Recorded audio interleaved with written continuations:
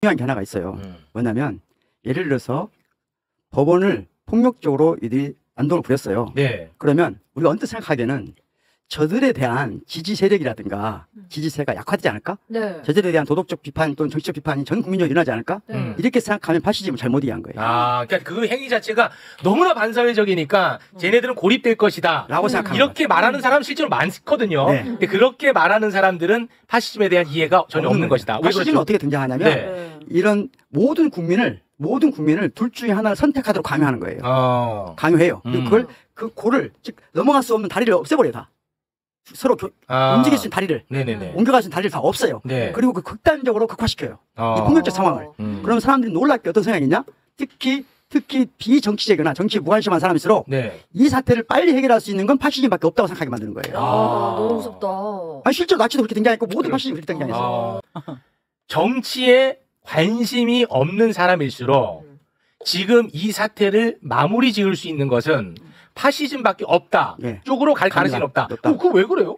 사람의 권력 감각. 인간한테는 도덕 감각과 권력 감각이 있다고 했잖아요. 감각이라는 게. 그런데 이 순간이 이런 폭력이 난무하면 사람들은 도덕 감각을 상실해요. 권력 감각만 남게 돼요. 강한 것에 그렇죠. 함께 하게 된다고. 그렇죠. 권력 감각만 남게 되고. 박병수 선생님 말을 제가 좀 아주 쉬운 말로 하면 무서운데. 민주주의적 번거로운 절차와 제도보다 강력한 힘에 대한 숭상이 심플하고 훨씬 커지고 민주주의는 복잡하고 너무 느려. 그리고 성이 안 차. 근데 그게 잠복해 있다가 어떤 비틀어진 시점에 이게 확산된단 말이에요. 지금이 그 시점이거든요. 그래서 왜 나치가 저렇게 합법적으로 더군다나 민주적으로 등장했는가 바이마르 공화국에서. 그럴 때 딱 하나의 명제가 있어요. 민주주의만으로는 민주주의를 지킬 수 없다.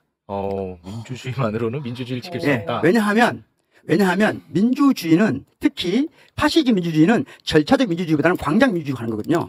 광장에서 폭발을 시키는 거예요. 네. 그리고 그때 법을 깨는 거예요. 부수는 거거든요. 법을 부수는 것. 이들이 저항권이라고 말하는 거 있잖아요. 네네네. 저항권이란 말과 시민 불복종이란 말은 다른 거예요.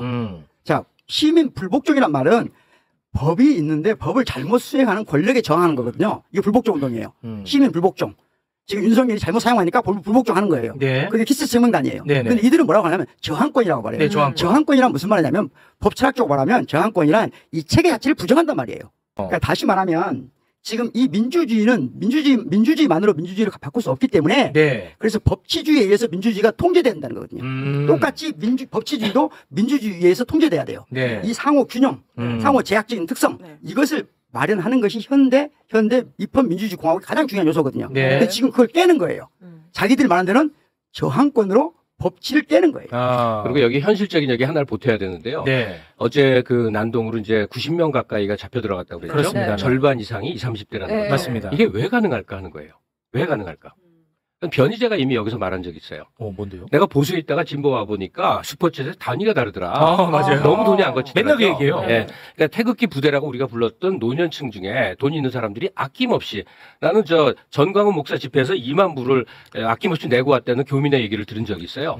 마찬가지로 이 젊은 층들이 자기 또래들하고 그거 운동하고 그러니까 별 볼일 없는데 노인층한테 붙어보니까 돈이 팍팍 들어오는 거야.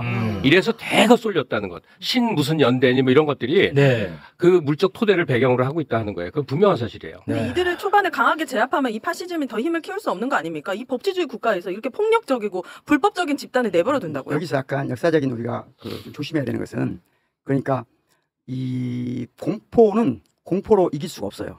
공포는 공포로 제압할 수 없는 거예요. 특히 파시즘이 준동할 때는 그만한 토양이 있는 거거든요. 이럴 때 공포로 상대를 제압할 수 없다. 다시 말하면 민주주의와 법치주의를 조화시켜야 된다. 그러니까 이때는 가장 중요한 게 지금 행위자들에 대한 엄청난 공포스러운 처벌을 한다는 것보다 더 중요한 게 뭐냐. 뿌리를 찾아내는 거예요. 뿌리를 찾는 뿌리를 찾아서 뿌리를 제거하는 게 가장 중요해요. 그리고 이 뿌리를 전방위적으로 찾아내야 됩니다. 그러니까 예를 들자면 저는 학자의 방식으로 학자들도 제가 철학하는 사람들은 저들의 뿌리에 또 철학이 있거든요. 그걸 찾아내야 되는 거예요. 그러니까 뿌리를 찾아내서 뿌리를 뽑는 게 중요한데 이 뿌리는 우리 사회에 굉장히 여러 갈래로 뻗쳐 있다는 거죠. 이게 정치적 뿌리도 있을 수 있는 것이고 학계의 뿌리도 존재한다는 거예요. 당연히 있죠. 그거 전방위적으로 지금은 제가 처음 말씀드렸죠. 이 파시즘은 대선이 말하자면 민주진영이 이긴다고 해서 끝나지 않는다는 게 제 판단이에요. 이미 이 사태는. 그거 사태를 너무 나이브하게 보는 거다. 전방위적으로 이 파시즘의 준동 사태에 대해서 우리가 노력해야 된다.